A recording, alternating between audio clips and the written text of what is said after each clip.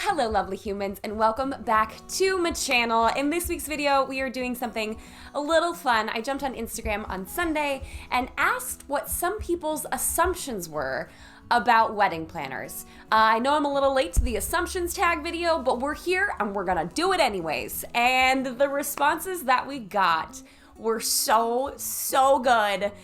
So naturally we are here making a video about it because that is what we do. So without further ado, let's just jump right on into it.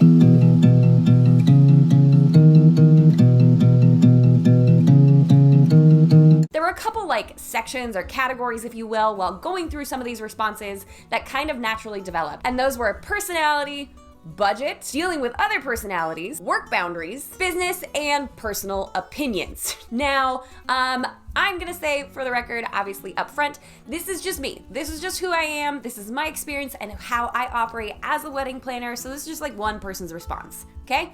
But we do have other people on our team. I don't know if you guys know that. We have other planners that run events through JW Coordination. It is not just me. I can't take on all the events that we have. Otherwise I wouldn't be able to make fun videos like this for you guys each and every week. So I can kind of refer to their personalities a little bit, but for the most part, we're gonna be talking about yours truly. And I'm gonna keep referring to my phone throughout this video because I don't have all of the responses memorized. I know, shocker. So the first section is personality. And the first one says, type A personality, detail oriented. I am not a type A personality. I'm just not. I like details and I like to make sure that they're being accomplished successfully, but that doesn't necessarily mean that I'm a type A personality. Now I'd say perhaps Heather, who's on our team, is more of a type A personality. That would fit her a little bit better. But there's other members of the staff that they're not type A either. But I'm definitely detail oriented. Why? Because I would suck at my job if I wasn't. You are always super organized and your house is a reflection of that. No, I'm not. I wish I was, but I've got an almost 3-year-old. I've got twin 10-year-olds. I've got a husband who, also leaves stuff around the house. We are not organized people. We are working on it, but no, my home is a mess. Vlogmas people, where are you at? Y'all know too much about my life. They are outgoing. Well, I definitely am. I love people. I'm definitely an outgoing person, but there are other members on our team that I would probably call more introverted. So I don't necessarily think that you have to be an outgoing person to be a wedding planner, and I don't think all wedding planners are outgoing. You are wizards.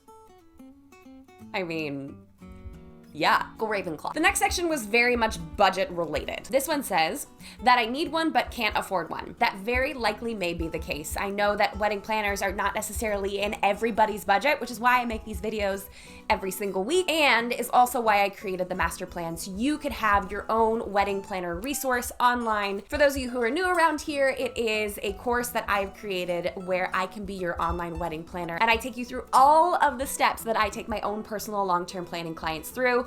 It is an amazing resource, so if you feel like you can't afford a wedding planner, you can definitely afford this course. And for less than $200, you can't beat that. So yes, I do think that having some sort of planning assistance is very helpful. But if you can't afford one, there are options out there like the master plan to make sure you are planning everything in the right direction. I can't find it quite here in the responses, but I do have it in my notes, that wedding planners make you spend more money. If you guys have seen at least 3 videos of mine, at some point it's probably come out of my mouth that I am a huge fan of budget weddings. So I am never one to upsell clients or make sure that they spend more than they can afford, because at the end of the day, 2 weeks after you get married, you still have to buy groceries. You still have car payments you have to make. So when it comes to me and my team, no, it is not our goal to make sure that you spend more money. It's our goal that you use your money effectively and wisely so you get a killer event for the right price. It is expensive for something a family member could easily do.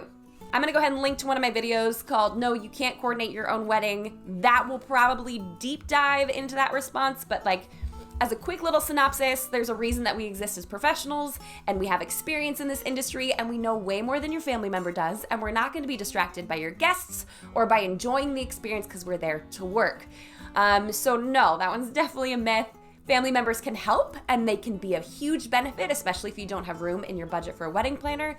But a wedding planner is definitely different than a family member on your wedding day. You don't need one if you're organized. Yes and no. I've talked about this in videos in the past, but I did not have a day of coordinator. I had to coordinate my own event.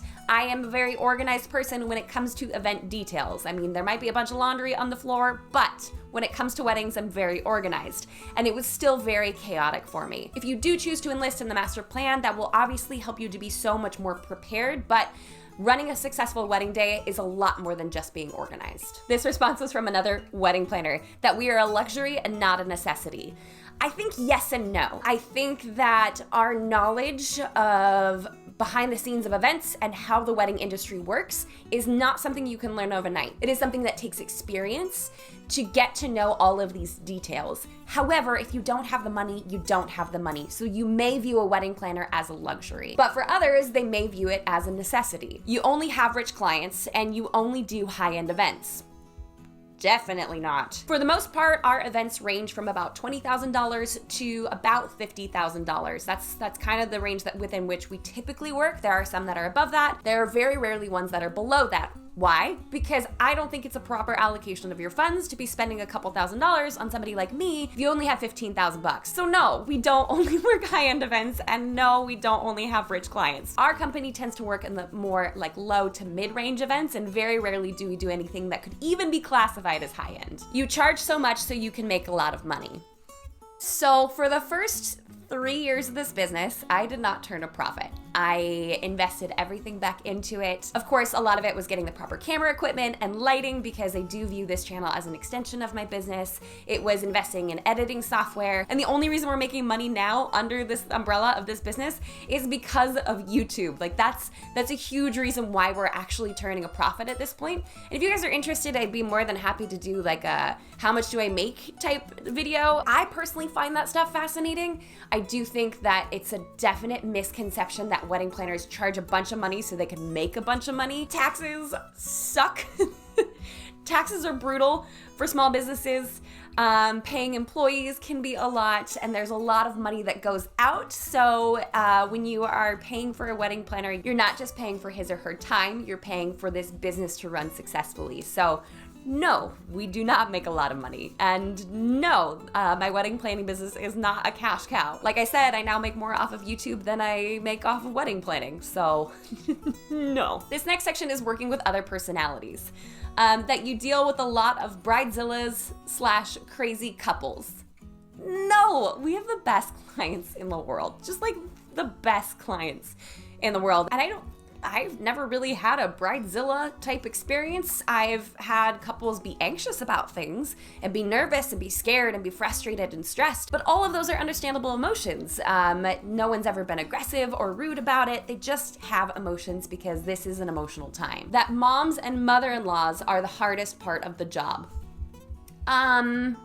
Same thing. When parents are investing a lot of money into an event and a wedding planner is involved, naturally they're going to have more questions, and that's okay. As long as I'm clear about my boundaries, they tend to do quite well, and I am there to help assuage their concerns as well. So I haven't really dealt with anything like that. Some of them might have been a little more passionate than others, but that doesn't necessarily make them like momzillas at all. Dealing with other vendors can sometimes be the hardest part of the job. This one has some truth to it. I'm gonna be totally honest.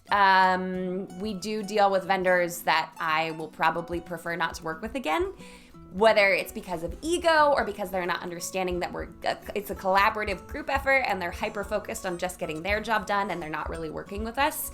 That's true. It doesn't happen very often. For the most part, we work with fantastic vendors. So this doesn't happen very often, but every once in a while, there's that vendor that you're like, okay, I'm gonna shake you just a little bit. And that's actually something I talked about in last week's podcast. If you guys aren't following us over at the Union Podcast, definitely go check that out and subscribe to that because it's something that Heather and I are doing. It's been so fun. But last week's episode, I talked about how this one particular vendor made the photographer cry, and vendor personalities rarely are something we need to deal with, but that doesn't mean they don't exist. The next section is like work boundaries. And I will say that I used to not be where I'm at now. So I'll do my best to like refer to like what I used to do and now what I currently do. That you work every weekend. No, I only work 12 to 20 events a year. Like I said, I'm a mom. I actually work from home, and we have a 3-year-old here. The older 2 are off at school for the most part. So I have to be sure that I'm not taking on too many events, that I become a cranky mommy and a cranky wife. So I don't tend to work every weekend. Nope. I keep it very limited and only take on a certain amount of clients a year, which is why we have other planners on staff. I do walkthroughs on weekends, and occasionally I'll do meetings with clients. But for the most part, no. I mean, I know a lot of planning companies will do upwards of 50 events a year. That's great for them. That's just not personally how we handle things. That you do a lot of work for free. I used to toss in a bunch of extra stuff. Like I used to be like, yeah, sure, I'll do that. Sure, I will go out and buy all the tablecloths and rent them to you for your wedding. Absolutely. Oh, you want me to do your florals? Yeah, I'll do them. Like I used to do so much more, but now we've really like hyper focused on what's important to us and what we do and what we don't do. So no, I don't do a lot of work for free. I do a lot of work that clients don't see, but I don't do a lot of work for free. That you work all day at a wedding. No, for us, we have 8-hour shifts on a wedding day. For the most part, I would say like 98% of the time, that's perfectly fine. Every once in a while, we'll need a slightly longer event, and then we'll actually split it into shifts so no one's working longer than 8 hours. There are planners who will show up the morning of a wedding and be there for 12 to 16 hours, but in order to make ourselves more affordable, we choose to not have 12-hour wedding days or 10-hour wedding days if we can help it. And we find that we are very effective at getting our jobs done in that amount of time, and anything added onto that for us doesn't feel necessary. So we tend to only work 8-hour days. That you have to do stuff you're uncomfortable with. I mean, yeah, there's definitely stuff that I've had to do that I'm not comfortable with. Now, I wouldn't say any of that's like I'm morally uncomfortable with. I'm just more like socially uncomfortable with. I don't want to get after a vendor who's not doing their job properly. I don't want to have to tell a bartender to cut somebody off because they've been drinking too much. I don't want to have to clean up someone else's yak attack with nothing but a hose and a 5-gallon bucket. Like, I don't want to do those things. Those are definitely uncomfortable. And those aren't common, but there's definitely things that we have to do that we're not exactly comfortable with. People expect too much of you and expect you to do things that aren't your job. Yeah, there's some confusion sometimes on what a wedding planner does and does not do. I will say that now I'm much better about communicating. Here's the list of things that we do. Here are the details that we handle, and here are the things that we do not handle. In the past, I was not as good at this, and so what I would experience is, because I didn't have good boundaries, and this was another comment that someone had made, that people overstep boundaries a lot. It was never that people overstepped them, it's that I didn't enforce them or make them clear. So it's not on them that they overstepped. It's that I didn't know how to properly communicate what I would do and I would not do. There are times that people will ask us to perform things that are outside of our job description, and those we tend to take on a case-by-case basis. If I can handle it really quickly, I totally will. I'm not here to cause a fuss. I'm here to make sure that your wedding day goes successfully. But if it's something that's like grossly out of our normal scope of work, I will usually say something, or help them find someone else to address that issue, because while it's not my job to get that specific thing done, it's my responsibility to make sure that your wedding day is a success. All right, next section is business. You can't do it part-time. Oh, you totally can. You absolutely can. Just limit the amount of clients that you take on. In fact, if you're getting started in the industry, I do recommend keeping your day job for a while and just get creative about the hours that you're available, because like I said earlier, it does take a while to end up like getting some income from this. So don't quit your day job, but yes, you can do it part-time. It's hard to get started. I personally disagree. I assisted at one wedding for somebody else and then had my very first event on my own. So I didn't find it too difficult to get started. Like I've said in the past, I did bridal expos to really get some exposure and get some clients on the books. I did some styled shoots. I just like leapt in with both feet. So I didn't find it difficult to get started. You have to have a lot of industry contacts. No, you don't, but it's important that you make them so you have those to rely on in the future. And that's what part of the beginning part of the business is really like building those connections. It's an oversaturated market. I don't agree at all. In my opinion, I think that there is a but for every seat. There is a client for every vendor, and there's a vendor for every client. I am not the right wedding planner for everyone. I'm not. I am not going to be the right personality. I'm not going to be the right cost. Of course, it depends on where you're at and what the market looks like that you want to break into. But personally, I think there's always more room for other wedding planners and other wedding vendors, and you will find the right clients for you. And then the last section is opinions. You secretly judge events that you attend. Not really, like, I'll notice if something's off. Like, I'll notice things, but for the most part, I try really hard to just be present as a guest and be really excited that I can eat the hors d'oeuvres when they're still warm and have a glass of wine, because we don't drink at events. So I do my best to just be present. I will notice certain things that probably the untrained eye wouldn't see, but I'm not sitting there judging the event. I am there because whomever has invited me is an important person in my life and I'm honored to be there. So no, I don't sit there and secretly judge events. That you hate when brides follow trends. No.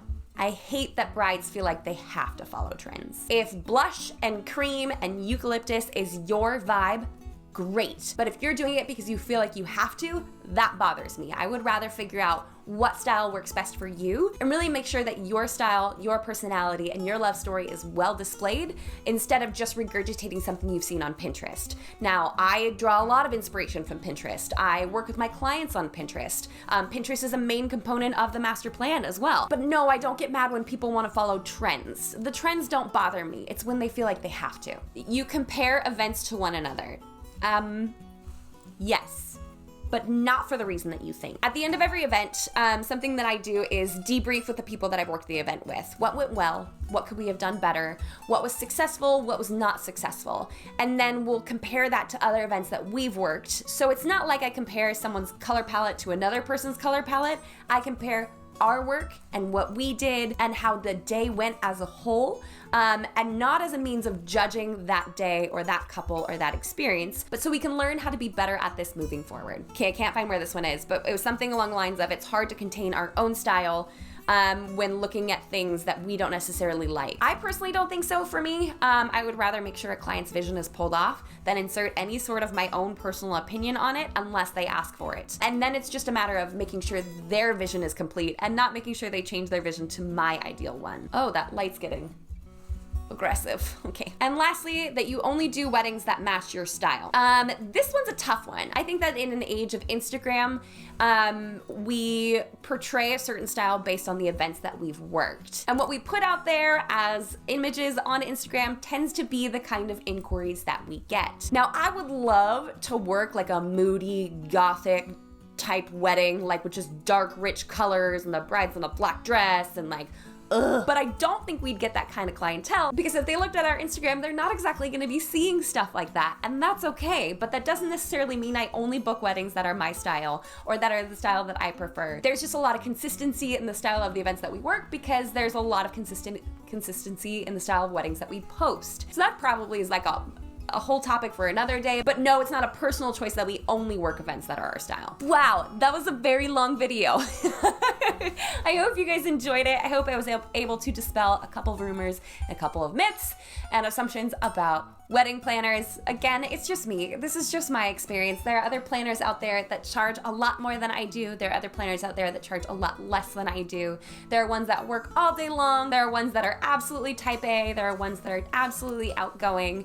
Every planner is different, and that's okay. But for us, hopefully this dispelled some of the myths out there. So that's all we have for today, folks. Thank you so much for stopping by. If you haven't done so already, like this video and subscribe to this channel for more tips and tricks for the modern day bride.